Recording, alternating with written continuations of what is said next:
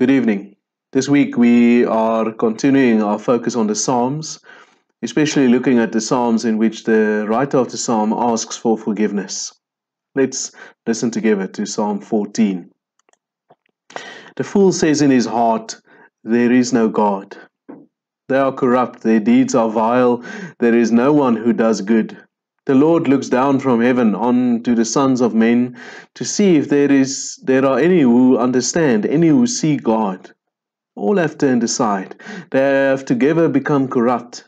There is no one who does good, not even one. Will evildoers never learn? Those who devour my people as men eat bread, and who do not call on the Lord? There they are, overwhelmed with dread, for God is present in the company of the righteous. You evildoers frustrate the plans of the poor, but the Lord is their refuge. Oh, that salvation for Israel would come out of Zion, when the Lord restores the fortunes of his people. Let Jacob rejoice, and Israel be glad.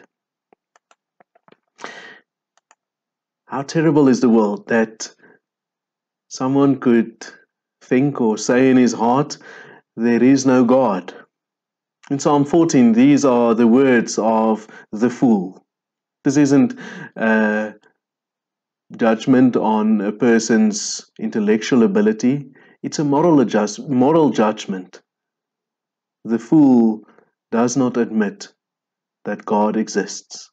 And therefore, the faithfulness and love that are characteristics of who God is and the characteristics of those who live in relationship with Him aren't part of the fool's life. The fool does not live in relationship with God. And the writer of the psalm realizes what a sad circumstance this is, a sad situation. It's like living while already dead. And therefore, in verse 4, he calls out and says, Don't you realize? Don't you realize that the love and faithfulness of the Lord is the only true life?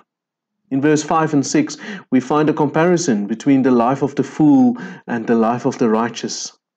The life of the fool is characterized by fear, by plans that fail, while the righteous does not have that fear. The righteous has the presence of the Lord with him. The righteous has the Lord as refuge to hide in.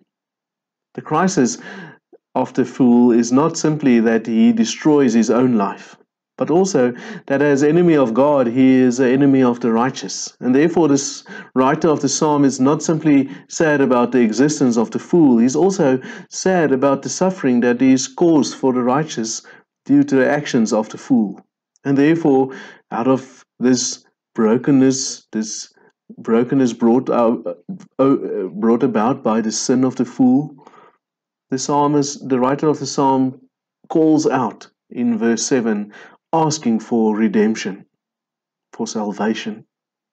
He looks with hope to Zion, the mountain of the Lord, on which the city of God and especially the temple was built. He's looking towards the Lord out of his own brokenness, out of the brokenness of this world, placing his hope, his expectation in the Lord and the salvation that he would bring. Eventually, it's only the salvation that is of the Lord that can save us from the brokenness and the sinfulness of this world. If He never sent His Son into this world, we would still be the slaves of sin and death. But now, He sent His Son into this world to break sin's curse, to break us free from the bonds of sin. Otherwise, all of us would still have been fools, living a life that is no other than a prolonged death.